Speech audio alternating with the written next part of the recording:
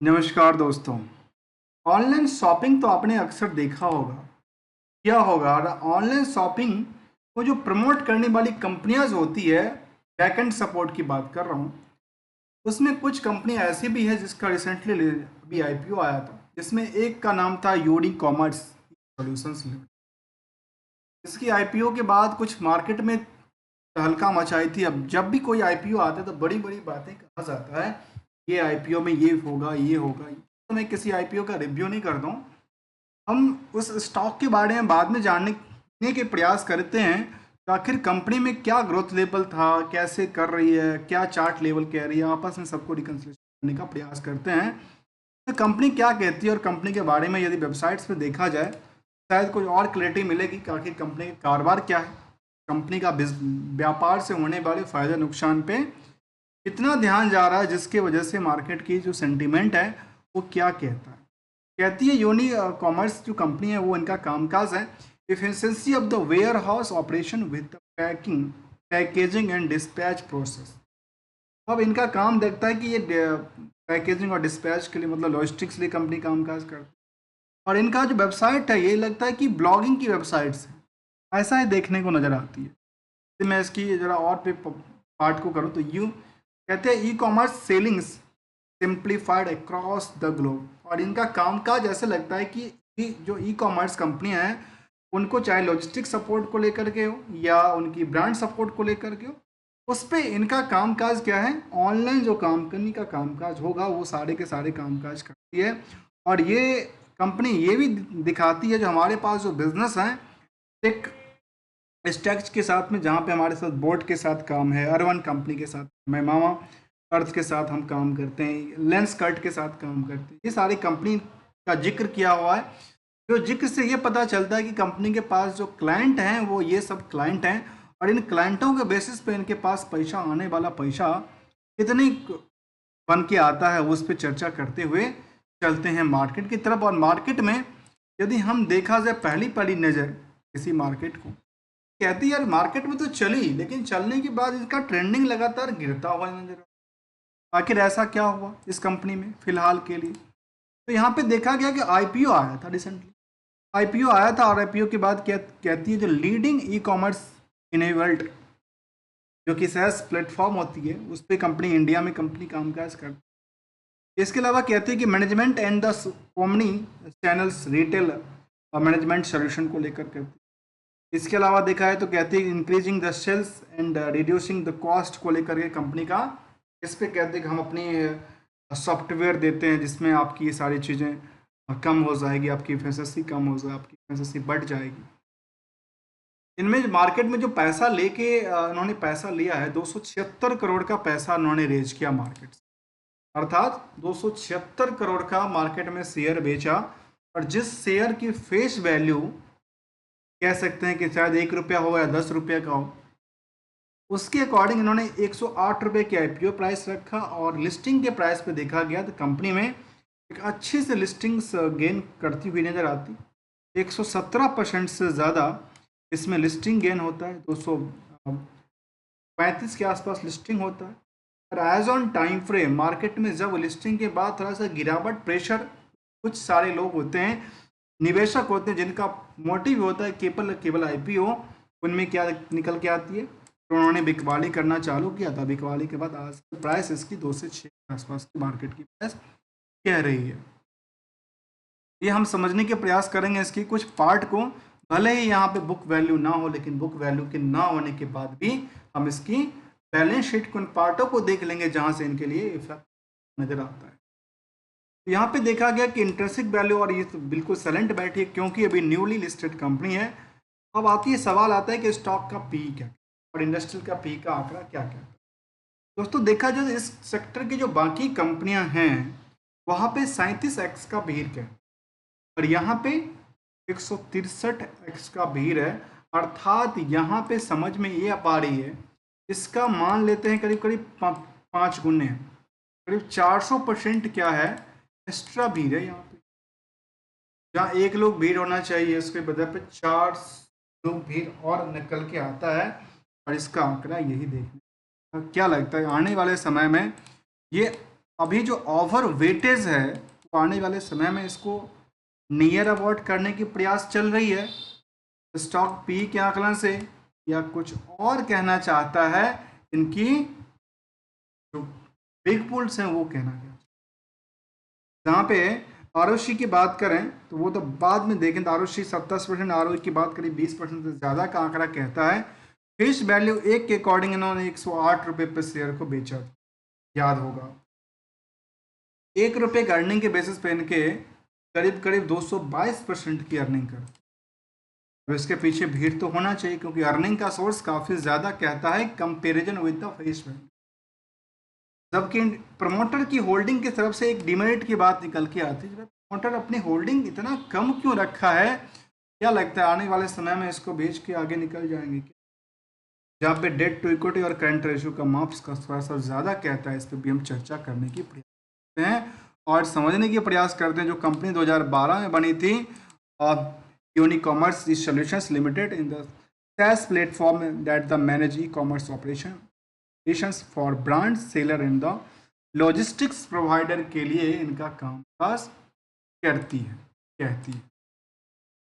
इनके फंडामेंटल कुछ पार्ट को समझते हुए हम इसकी फाइनेंशियल स्टेटमेंट को देखें तो क्वार्टर ऑन क्वार्टर बेसिस पे कंपनी की जो ग्रोथ रेट है वो लगातार इंक्रीज करती है, इसमें कोई कमी नहीं देखने। जहाँ पे नेट प्रॉफिट मार्जिन 20% तक बढ़। इसके अलावा देखा जाए ईयर ऑन ईयर बेसिस में तो कंपनी का फंडामेंटल ग्रोथ लगातार क्या कर रही है, बढ़ती नज़र आती है। इनका यहाँ से लेकर के quarter as per the year दोनों ग्रोथ अच्छी कहती है। तो जब अच्छी कहती है तो फिर इशू क्या है, इशू की बात देखेंगे, कुछ निकाल के लाएंगे आखिर इशू क्या है, या फिर कुछ ऐसा बात तो नहीं जो इनको पूरा सर डिप करने के बाद जब मार्केट सस्टेन करेगी तो शायद वहाँ से ये बिग बुल की तरफ भागना चालू करे। ऐसा आंकड़ा तो नहीं निकल के, जहाँ 27 करोड़ तक का सेल्स इन्होंने लगातार इंक्रीज किया है, प्रॉफिट भी इंक्रीज किया है as on time frame, operating profit margin भी बढ़ाती नज़र आती है। तो ईयर ऑन ईयर बेसिस का डेटा 104 करोड़ का सेल्स बुक किया है और साल 104 करोड़ में 13 करोड़ का प्रॉफिट। सोचने वाली बात है, इस बिजनेस में इनको काफ़ी ज़्यादा नेट प्रॉफिट मार्जिन इंक्रीज होती नज़र आती, कह सकते हैं। तो हाँ, इनके पास करीब करीब 12-12.5% के आसपास आंकड़ा कहती है नेट प्रॉफिट मार्जिन को लेकर, जिसमें अदर सोर्स ऑफ इनकम इनके पास क्या बनता है, केवल 6 करोड़, और बाकी सोर्स देखा जाए। अब कुछ पार्ट को इसलिए हम ज़रा डीपली लेते हैं क्योंकि हमने यहाँ पे एक पार्ट हमेशा लेते हैं जिसका नाम है R2R। आखिर रिस्क कितना है, रिस्क के बेसिस पे रिवार्ड कितना भी मिलता है, और रिकन्सलेशन का पोर्शंस क्या कहता है। और इसके पार्ट में देखे जाए कहती है यहाँ पे इनके पास लायबिलिटीज़ बहुत ज़्यादा नहीं है जितना इनके पास करंट एसेट्स में, जबकि इनके पास इन्वेस्टमेंट भी कंपनी ने किया है फिक्स एसेट्स में, शायद लैपटॉप, कंप्यूटर और कुछ और पार्ट होगा, ऑफिसेस होगी, जहां 8 करोड़ का इन्वेस्टमेंट। यहाँ पे ट्रेड रिसीवेबल की पार्ट में देख के झांक के देखा जाए तो शायद कहती है कि 13 करोड़ इनका उधार पड़ा। ठीक है, उधार के पीछे के कुछ कारणों को समझने की 13 करोड़ का आंकड़ा जितना कि इतना प्रॉफिट की बात कर रही है उतना ही नेट फिगर इनका डेटर भी है, मतलब हाथ में अभी तक कुछ मिला नहीं। ठीक है, जो प्रॉफिट बुक किया है वो अभी तक मार्केट में इनका रखा हो, कहाँ पे, एक रिस्क पे। रिस्क कितने दिन के लिए कहता है, क्योंकि क्लाइंट का तो जिक्र उन्होंने कर दिया, लेकिन रिस्क की बात करते कहते 45 दिन का रिस्क। इसमें रिस्क बनती है क्योंकि यदि इतना नेट प्रॉफिट मार्जिन के बेसिस पे हाथ में कुछ आया नहीं, उसमें से छोटा सा पार्ट भी ऊपर नीचे हुआ, शायद इनके लिए दिक्कत का हो सकता है। जहां कंपनी में निवेशक की बात करें तो करीब करीब 20,000 से ज़्यादा निवेशक इंटरेस्टेड हैं, और FIDI की भूमिका काफ़ी ज़्यादा रही, खास करके DI ने इस कंपनी में IPO के टाइम पे भर भर के खरीद के रखा है। और IPO में कौन से ऐसे बड़े बड़े IP हैं, जैसे Kotak equity fund, HDFC mutual fund की बात कर रही है, SBI technology opportunity fund, ICICI प्रूडेंशियस और इंडिया इक्विटी हाइब्रिड भी 1% के आसपास। अब यहाँ पर जब तक ये लोग हैं तब तक तो ठीक है और अच्छी ग्रोथ बनाने की चांसेस रखती है। जैसे कुछ बड़े यहाँ से निकलने की आसार पे चलेंगे, हो सकता है मार्केट की कुछ और इनके प्रति रुझान चेंज हो जाए, ऐसा हो सकता है। यहाँ पे बल्क टेल्ट करने वाली की तादाद काफ़ी ज़्यादा है, एक ही दिन में अपनी वॉल्यूम के बेसिस पे आते हैं और निकल जाते हैं। लेटेस्ट सेंटिमेंटल अभी फिलहाल ऐसा कोई अपडेट नहीं था। Disclosure of the sales in the marketing को लेकर के उन्होंने अपडेट दिया था 24 सितंबर को लेकर के। उन्होंने अपडेट के तौर पे ये बताया कि हमारे पास कंपनी में एक कुछ प्रेजेंटेशन की बात किया था और कहती है जिन्होंने अपने शायद हेड ऑफ जो है ना उसको चेंज किया होगा सेल्स डायरेक्टर को लेकर। कहते हैं जो intros 2 new senior directors in the head of the marketing in the India sales को लेकर के इनका कामकाज कहती है, और यही इन्होंने आंकड़ा दिया है। साथ में PPT भी दिया था कॉन्फ्रेंस कॉल को लेकर के, उसमें इन्होंने आंकड़ा दिया कि यूनी कॉमर्स जो कंपनी है वो सिंप्लीफाइंग ई कॉमर्स को लेकर कंपनी कामकाज करती है। कंपनी ओवरव्यू एडवांस्ड और ये सारे बातों को उन्होंने सामने रखने का प्रयास किया है। कुछ पार्टों को ले लेते हैं जिसमें से समझना थोड़ा सा आसान हो पाए। कहते हैं ऑर्डर फुलफिलमेंट लेयर की बात करते हैं, यहाँ पे ये ऑर्डर बात करें। इसके बाद मल्टी चैनल ऑर्डर बात करें, जिसके पास यूनिसेफ सिप और यूनिको की बात करें। के पास क्लाइंट की बात यदि करता है, क्लाइंट की बात में देती है कि फैशन फुटवेयर एसेसरीज में हमारे पास फैब इंडिया से लेकर के लेंसकार्ट और लेंसकार्ट से लेकर के हमारे बड़ी बड़ी ऑनलाइन प्लेटफॉर्म्स हैं जिसके लिए हम कामकाज करते हैं। ऐसे ब्यूटी के लिए करते हैं, ऐसे हम रेड टैग के लिए करते हैं, ऐसे आइकॉनिक के लिए कहते हैं, गोट के लिए करते हैं। सारे के सारे इन्फॉर्मेशन दे रखा है कि फार्मेसी के लिए करती है। मतलब जो जिनके लिए कंपनी ये सारे के सारे कामकाज करती है वो तो अच्छी है, जो दिखती है वो अच्छी है। तब इसके पास 45 दिन का है तो उसमें रिस्क फैक्टर थोड़ा सा एक जगह पे बनती है, जबकि साल दर साल को देखा जाए तो सेल्स में लगातार इंक्रीज हुई है, प्रॉफिट भी भागती है और ये भी लगातार भागना चाहिए था, लेकिन इनको सपोर्ट अभी फिलहाल नहीं दे रहा है क्योंकि IPO की प्राइस शायद ज़्यादा हो गई है जिसमें मार्केट में भी चलती नज़र आती है। अक्सर होता है जब हाई वैल्यू पे आने के बाद तो होता ही रहता है। ये एक गोल्डन रूल कहता है, उस पर भी हम एक नज़र डालने की प्रयास करते हैं। इसमें इस लिस्ट की कंपनी की बात करें तो टाटा एलेक्सिस जैसी कंपनी भी शामिल है, चाहे टाटा टेक्नोलॉजी हो, PV फिनटेक्स हो। चार्ट लेवल पे चले तो चार्ट लेवल पे हम ये देख पा रहे हैं जो फिलहाल कुछ दिनों से मार्केट की एक कहते हैं ना एवरेज प्राइस के आसपास खड़ी है। अब यहाँ से सेंटीमेंट थोड़ा सा इनका ये दिख रहा है कि अपनी सपोर्टिंग लाइन के आसपास जा रही है और नॉन के सपोर्टिंग लाइन 2 देखने को मिलती है। और यदि मार्केट इन सपोर्टिंग लाइन को तोड़ती है, ये बात तो नहीं है, इनको तोड़ती है तो शायद इनके लिए फिर डिप जा सकती है।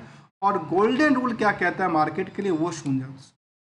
मार्केट की ट्रेंडिंग व्यू के अकॉर्डिंग यदि बॉटम पे लिया और एक रेजिस्टेंस के आसपास जा कर के क्या किया, हटाया, कट किया और अच्छा लगता है तो दोबारा जब एक बॉटम बनाएगा जहां से ट्रेंडिंग मूव चेंज करने वाला है, वहां पे आकर के मार्केट के लिए आपकी ग्रोथ लेवल बनाती है। जो क्योंकि कट नहीं करने से पोर्टफोलियो में रखे रखे हो सकता है यहाँ की वैल्यू यहाँ पे दिख तो जाए लेकिन शायद मिलेगी नहीं, मिलेगी जब आप एनालिसिस के पार्ट में गुड प्रॉफिट की बात कर रहे हैं। लास्ट 5 साल में अर्निंग्स इनकम की बात, जिसमें अदर सोर्स ऑफ इनकम भी काफ़ी ज़्यादा रहा है कंपनी। हमने समझने का प्रयास किया आज की लर्निंग में इस कंपनी को जिसका नाम था यूनी कॉमर्स, और यहाँ पे बैलेंस शीट फिगर में कुछ पार्ट को और देखिए, ये दोनों मिला के देखा है तो कहती है न्यूट्रल है। क्यों? जितना एसेट्स बढ़ा रहे उतना लायबिलिटी बढ़ा रहे हैं, तो फिर फर्क क्या पड़ रहा है, इससे आप क्या कर रहे हैं। दोस्तों किसी भी स्टॉक की तरफ से हमारी तरफ से कोई भी रिकमेंडेशन या एडवाइजरी शामिल नहीं होता है, completely is a learning process. और लर्निंग में यदि वैल्यू एडिशंस मिलता है तो चैनल को सब्सक्राइब, वीडियो को लाइक कर सकते हैं। Better learning awareness education support देने के लिए हमारे चैनल को ज्वाइन करके प्रमोट भी कर सकते हैं। मिलते हैं कुछ नई कंपनी के साथ, न्यू स्ट्रेटजी के साथ, तब तक के लिए thank you so much for joining here दोस्तों।